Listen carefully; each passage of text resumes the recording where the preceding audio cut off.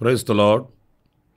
ప్రభు అయిన యేసుక్రీస్తు నామంలో మీ అందరికీ మా హోసన్న మినిస్ట్రీస్ తరపున హృదయపూర్వకమైన వందనాలు తెలియపరుస్తున్నాను. ఈ దినమంతయు విశేషమైన కృప నా దేవుడు మీకు సమృద్ధిగా అనుగ్రహించునుగాక. ప్రియులారా, పరిశుద్ధ గ్రంథంలో నుండి ఈ పూట ఆదికాండం 24వ అధ్యాయం 7వ వాక్యాన్ని నేను చదువుతున్నాను. జాగ్రత్తగా మీరు వినండి. ఇది అబ్రహాము చరిత్రలో ఒక చక్కటి ఘట్టం అని చెప్పుకోవాలి. ఆయన విశ్వాసవీరుడు, విశ్వాసాన్ని అనేకులకు ప్రత్యక్షపరిచిన యోధుడు. ఈ విశ్వాస జీవితాన్ని ఈ వాక్యంలో మనం చూడవచ్చు. అబ్రహాము తన పెద్ద దాసుడైన ఎలియాజర్ను దగ్గరికి పిలిచి ఆ ఎలియాజర్తో చెప్తున్న మాటల్ని నేను చదువుతున్నాను.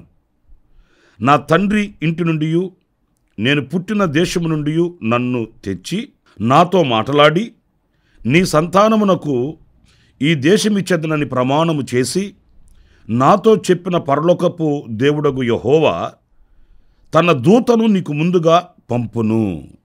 చూడండి, ఎలియాజర్కి ఆయన చెప్తున్న మాటని ఈ వాక్యంలో మనం గమనిస్తున్నప్పుడు ఒక ఆశ్చర్యం కలుగుతుంది.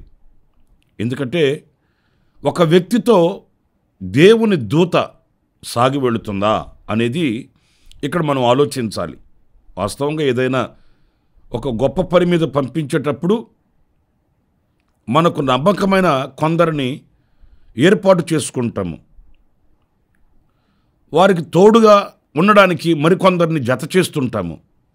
కానీ ఇక్కడ ఆశ్చర్యాన్ని కలిగించే అనుభవం ఏంటంటే, నీకు ముందుగా దేవుడు ఒక దూతను పంపిస్తాడు అని చెప్తున్నాడు. నిజమే ప్రియులారా, ఇది ఆధ్యాత్మికమైన లోతులలో నడిచేవాడికి తప్ప మరెవరికి అర్థం కాదండి. విడ్డూరంగా అనిపిస్తుంది, ఆశ్చర్యంగా అనిపిస్తుంది. ఇది కాస్త లోకస్తులకి పరిహాసాస్పదంగా ఉంటుంది. ఏంటి, దేవుడు దూతను పంపిస్తాడా అనేది. కానీ ఆధ్యాత్మికమైనటువంటి ఆ విలువల్ని రుచి చూచిన వ్యక్తి పూర్ణంగా విశ్వసించగలుగుతాడు. దేవునితో ముఖాముఖిగా మాట్లాడగలిగి దేవునితో నడిచే వ్యక్తి గనుక ఈ విశ్వాసపు మాటని ఎలియాజరుతో చెప్తున్నాడు. ప్రియులారా, చూడండి, ఆనాడే కాదు ఈనాడు కూడా మన ప్రభువు మనతో తన దూతను ఉంచుతాడు. మీరు పరిశుద్ధుడైన పౌలు మాటలు జ్ఞాపకం చేసుకోండి. రక్షణయను స్వాస్థ్యము పొందబో వారికి పరిచర్య చేయుటకు నియమింపబడిన ఆత్మలు కారా అన్నాడు ఈ దేవదూతలను పరిశుద్ధుడైన పౌలు.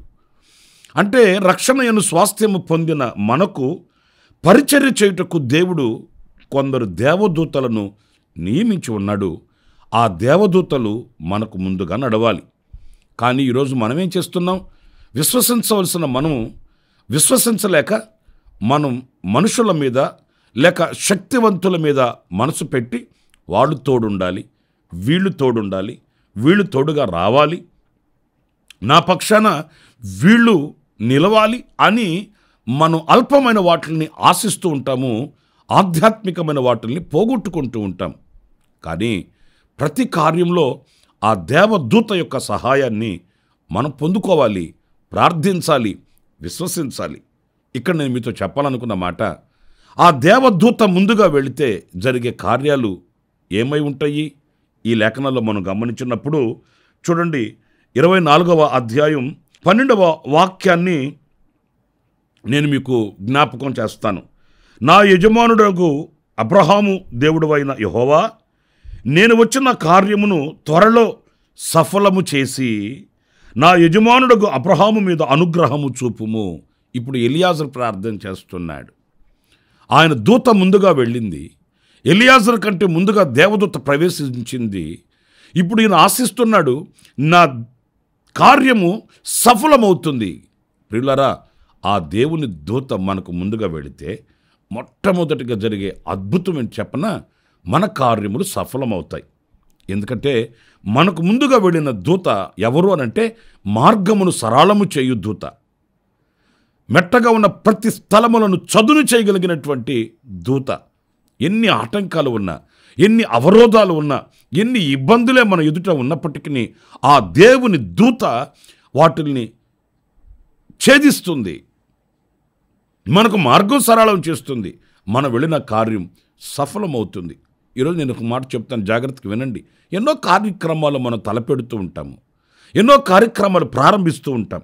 కానీ ఏనాడైనా ప్రభువా నా శక్తి చేత కాదు, నా బలము చేత కాదు, నా జ్ఞానం చేత కాదు, నా కార్యం సఫలమగుటకు నాయనా మీ దూతను నాకు ముందుగా పంపమని అర్జించిన ఆనవాళ్ళు ఏమైనా మచ్చుకైనా కనిపిస్తాయా అంటే అది ఒక్కటే మనం చేయట్లేదండి.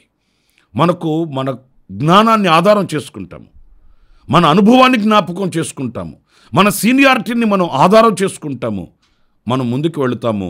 అందులో మనకు ఓటమి కలిగితే భరించలేని భారాన్ని నెత్తి మీద పెట్టుకుని తిరిగి వస్తుంటాము.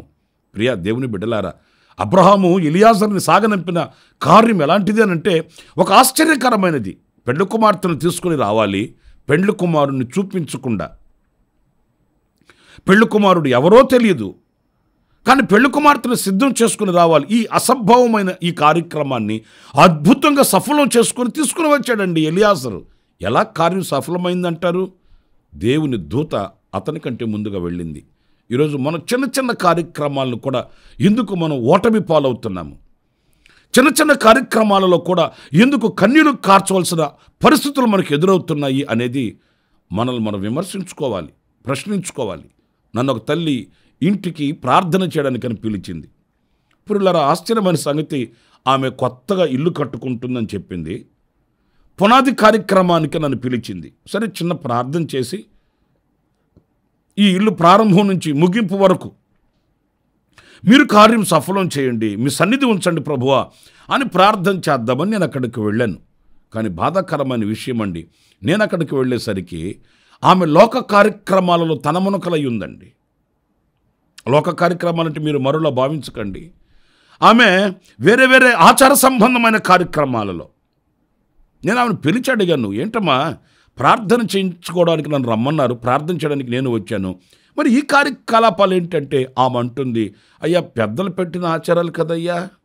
చూసారండి, పెద్దలు పెట్టిన ఆచారమట, ఆచారాలు విడిచిపెట్టట్లేదు, ఆత్మీయ పరిస్థితులు విడిచిపెట్టట్లేదు.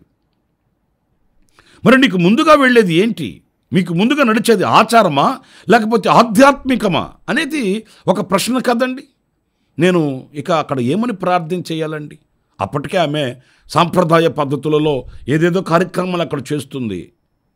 ఇక నేను కూడా సరే నేను ప్రార్థనలో పెడతాలేమ్మా అంటూ తిరిగి వచ్చేసాను. ఎందుకంటే ఇక అక్కడి నుంచి మనం ప్రభువా మీరు సహాయం చేయండి, మీరు కార్యం సఫలం చేయండి అని మనం ఎలా అడగగలమండి? దేవుని మీద ఆధారపడి ఆయన కార్యములను విశ్వసించి ఆయనను చూస్తూ ఆ విశ్వాసం యొక్క విజయాన్ని చూడగలిగిన వ్యక్తులైతే కార్యం సఫలం అవుతుంది. ప్రియమైన సహోదరులారా, ఈరోజు చాలామంది కూడా ఇలాంటి ధోరణిలో సాగు వెళుతున్నారండి. సాంప్రదాయ పద్ధతులలో వాటిని ముందుగా పెట్టుకొని దైవ సంబంధమైన కార్యక్రమాలను అపేక్షించడం వెర్రితనమండి. గనుక ఈరోజు మన కార్యాలు సఫలం అవ్వాలంటే అది ఏదైనా ఆర్థికంగా, ఆరోగ్యంగా, ఆత్మీయంగా, కుటుంబపరంగా, వ్యక్తిగతంగా, వ్యవసాయపరంగా, ఉద్యోగ ఏ కార్యక్రమాలైనప్పటికీ కూడా అవి సఫలము కావాలి అని అనుకుంటే ప్రియ సహోదరులారా, ఆ దేవుని దూత ముందుగా వెళ్ళాలి. ఆ దేవదూత సహాయాన్ని ప్రభువుని అడిగి మనం పొందుకోవాలి. ఆనాడే మన కార్యాలు సఫలమవుతాయి, విజయంతో మనం తిరిగి రాగలుగుతామనే విషయాన్ని ఈ వాక్యం చెప్తుంది. ఇకపోతే మరొక అనుభవం కూడా మనం ధ్యానించుకోవాలి. అది నిర్గమకాండం 23వ అధ్యాయం 20వ వాక్యాన్ని నేను చదువుతున్నానండి. ఇదిగో త్రోవలో నిన్ను కాపాడి నేను సిద్ధపరిచిన చోటుకు నిన్ను రప్పించుటకు ఒక దూతను నీకు ముందుగా పంపుచున్నాను. చూడండి, ఇక్కడ దేవదూత యొక్క కర్తవ్యం ఏంటి అనేది రెండవ విషయం మనం గమనిస్తే, త్రోవలో నిన్ను కాపాడి. అవునండి, దేవుని దూత మనల్ని కాపాడకపోతే మనము కాపాడబడడం అనేది అసంభవమైన పరిస్థితి. ప్రియులారా, నేను కొత్తగా మీతో చెప్పాల్సిన అవసరమేమీ లేదు. ఈ రోజున జరుగుతున్న పరిస్థితులే కానీ, జరుగుతున్న విపత్తులే కానీ, జరుగుతున్న అనర్థాలే కానీ మనం ప్రతిదినం చూస్తూనే ఉన్నాం. వార్తాపత్రికలు తెరచి చూడండి, న్యూస్ విని చూడండి. ఏ వార్త చెవిని పడినా ఆందోళన కలిగించే వార్తలు, భయాన్ని కలిగించే వార్తలు, హృదయాన్ని తొలిచివేసే విషయాల్ని మనం వినవలసి వస్తుందండి. మనిషికి లోకంలో ఎక్కడ కూడా కాపుదల లేదు, భద్రత లేదు. దేశాన్ని పరిపాలించే అధినేతలకు సహితం కూడా ఈ రోజున భద్రత కరువైన పరిస్థితుల్ని మన కళ్ళతో మనం చూస్తూనే ఉన్నామండి. ప్రియులారా, మనము ఇలాంటి కఠోరమైన కసాయి లోకంలో మనం కాపాడబడాలి అనంటే ఆ కరుణా సంపన్నుని యొక్క దూత కాపుదల మనకు కావాలి. త్రోవలో నిన్ను కాపాడి, మార్గంలో నిన్ను కాపాడి. ఈరోజు మీరు ఆలోచించండి, ఇంట్లో నుంచి బయటకు వెళుతున్నాము అనంటే మరలా ఇల్లు చేరేంత వరకు మనల్ని కాపాడుతున్నది ఎవరు? మన ఇంట్లో నుంచి బయటకు వెళుతున్న మన పిల్లలు మరలా క్షేమముగా ఇల్లు చేరుతున్నారంటే వారిని కాపాడుతున్నది ఎవరు? ఇల్లు దాటేంత వరకు పిల్లల్ని ముచ్చటగా టాటా బాయ్ బాయ్ అని చెప్తూ పంపిస్తాం మనం. మరలా వాళ్ళు తిరిగి వస్తే ఆనందంగా వాళ్ళని కౌగిలించుకొని ఎత్తుకొని ఇంట్లో చేర్చుకుంటాము. కానీ ప్రతిక్షణం కనుపాప వలె వారిని కాపాడుతున్నది ఎవరు? అనుక్షణం కనుపాప వలె వాళ్ళకు భద్రతను ప్రసాదించుచున్నది ఎవరు? పిల్లలు ఈ రోజున గాలి పీల్చినా కూడా అపాయకరంగానే ఉందండి. ఏదో జరగాలి, లేకపోతే ఏనుగులు వచ్చి తొక్కాలి, లేకపోతే ఏదో ఒక విపత్తు కలగాలి, విపత్తు రావాలని కాదు. కఠోరమైన పరిస్థితులు ఎలాగా ఉన్నాయి అని అంటే గాలి పీల్చినా కూడా విషం విషం విషం విషం విషం. కానీ ఇలాంటి పరిస్థితులలో దేవుడు మనకు క్షేమాన్ని ఇచ్చి, ఆరోగ్యాన్ని ఇచ్చి, భద్రతనిచ్చి ఆయన పోషిస్తున్నాడు, రక్షిస్తున్నాడు. ఏ అపాయము మన గుడారములకు సమీపించకుండా, ఏ తెగులు, ఏ కీడు మన గుడారములకు సమీపించకుండా ఆ దేవదూత కావలి ఉండి మనల్ని కాపాడుతుందనే విషయాన్ని మనం గుర్తించి ఎంతగానో దేవునికి కృతజ్ఞత స్తుతి చెల్లించాలండి. ఎంతగానో ఆయనకి మనం కృతజ్ఞులమై బ్రతకాలండి. ఒక క్షణం మనం బ్రతికామంటే, సజీవుల దేశంలో మనం నిలిచి ఉన్నామంటే ఇది మన శక్తి, భక్తి, ధనబలం, భుజబలం, జనబలం కాదు. కేవలం ఆ దేవుని కృప మన ఎడల ప్రత్యక్షమైంది. ఈ విషవాయువులు అలుముకొని ఉన్నటువంటి ఈ పరిస్థితులలో దేవుడు మనల్ని కాపాడుతున్నాడు. ఆ దేవుని దూత మనకు భద్రతనిస్తుంది. మన పాదములను దేవదూతలు ఎత్తిపట్టుకుంటారట. మన పాదములకు రాయి తగలకుండా ఆయన దేవదూతలకు ఆజ్ఞాపించి ఉన్నాడట. ఎంత గొప్ప దేవుడు కదా మన దేవుడు. లేకపోతే ఈరోజు మన పాదములు జారిపోయి అగాధములో పడిపోయి ఉండేవాళ్ళమే. మనకంటే బలవంతులు, మనకంటే శక్తివంతులు, మనకంటే శ్రేష్టమైన వ్యక్తులు ఎందరో కాలగమనంలో కలిసిపోయారండి. వాళ్ళతో పోల్చుకుంటే అభాగ్యులం, అయోగ్యులం. ఇంకా కూడా సజీవుల దేశంలో సజీవులుగా సజీవుడైన ప్రభుని స్తుతించి ఆరాధించే ఈ ధన్యత, ఈ కృపని ప్రభు మనకు అనుగ్రహించాడంటే మనం ఎంత ధన్యులమో, ఎంత కృతజ్ఞులమో మనం ప్రభుకి. నా ప్రియులరా, మనమైనా మన కుటుంబాలైనా మనకు కలిగిన యావదాస్తి కాపాడబడాలంటే ఆ దేవదూత సంరక్షణ మనకుండాలి. అది దేవదూత యొక్క మేలు మన బ్రతుకులలో. మరొక విషయాన్ని కూడా నేను మీకు జ్ఞాపకం చేస్తాను. అది నిర్గమకాండం 23వ అధ్యాయం 23వ వాక్యాన్ని నేను చదువుతున్నానండి. ఎట్లనగా, నా దూత నీకు ముందుగా వెళ్ళుచు అమోరియులు, హిత్తియులు, పెరిజీయులు, కనానీయులు, హివ్వీయులు, ఎబూసీయులను వారున్న చోటుకు నిన్ను రప్పించును, నేను వారిని సంహరించెదను. అంటే ఇక్కడ ఆ దేవదూత మనకు ఒక శత్రువు మీద జయాన్ని ప్రసాదిస్తుందండి. శత్రువు ఒక దారిని రాడండి. ఎప్పుడు కూడా శత్రువు అమాయకంగా, అవివేకంగా ఒక్క దారినే మన మీద దాడి చేయుడు. నలుదిశల శత్రువు ఆటంకాలు విసురుతాడు, అభ్యంతరాలని స్థాపిస్తాడు. అయితే నా ప్రియ సహోదరులారా, ఈ నలుదిశలా ఒకవేళ శత్రువులు అలుముకొని ఉన్నప్పటికీ ఒక్కరు కాదండి, ఇక్కడ చూడండి, అమోరీయులు, హిత్తీయులు, పెరిజీయులు, కనానీయులు, హివ్వీయులు, యెబూసీయులు, ఇంతమంది నిన్ను ఒకవేళ మేఘము వలె ఆవరించి ఉన్నప్పటికీ జయమిచ్చు దేవుడు దూతను పంపుతాడు. ఒక్క దూత 1,85,000 మందిని హతము చేయగలిగిన శక్తి కలిగిన దూత అండి. ఒక్క దూత శత్రువు దండులు అడుగు పెడితే 1,85,000 మందిని హతం చేసిన చరిత్ర పరిశుద్ధ గ్రంథంలో మనం చదువుతాము. ప్రియులారా, ఆ శత్రువు ఎన్నో కుతంత్రాలు వేసినప్పటికీ శత్రువు ఎప్పుడు మన క్షేమాన్ని కోరుతాడండి? శత్రువు ఎప్పుడు మన అభివృద్ధిని కోరుతాడా? శత్రువు మనం ఉన్నత స్థితిలోకి రావాలని, ఆ ఉన్నత స్థితిలో ఉండాలని ఆశిస్తాడా? ఆశించడు. మనల్ని కృంగదీయాలని, పాడు చేయాలని, పతనం చేయాలని, మన యొక్క క్షీణతను చూడాలని కాచుకొని ఉంటాడు శత్రువు. ఆ శత్రువుని జయించే ఆ యొక్క శక్తి, ఆ జయాన్ని దూత మనకు తోడ్పడి మనకు అనుగ్రహిస్తుంది. ఈ రోజున ఏ శత్రువు మన ఎదుట నిలిచినప్పటికీ పరిశుద్ధుడైన పౌలు అంటాడు, మనము పోరాడున్నది మనుషులతో కాదు, వాయుమండలాధిపతి, చీకటి సంబంధి, ఆ సాతాను యొక్క సైన్యంతో మనం పోరాడుతూ ఉన్నాము. ఈ పోరాటంలో మనకు తోడుగా నిలిచేది దేవుని దూతయే.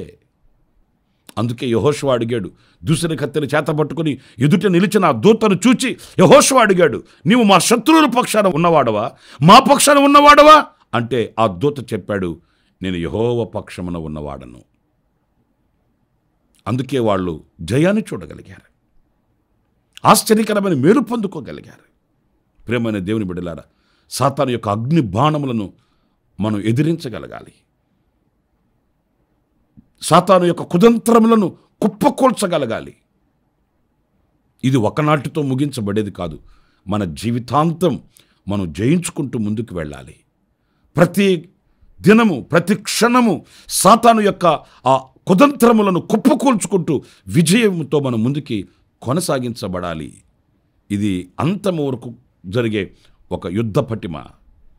ఇందులో మనకు దేవదూత తోడుగా ఉన్నప్పుడు నిత్యము మనకు జయమే కలుగుతుంది, ఆశీర్వాదమే కలుగుతుంది, దీవెనే కలుగుతుంది, విజయ పతాకముతో ముందుకి వెళ్ళడం జరుగుతుంది.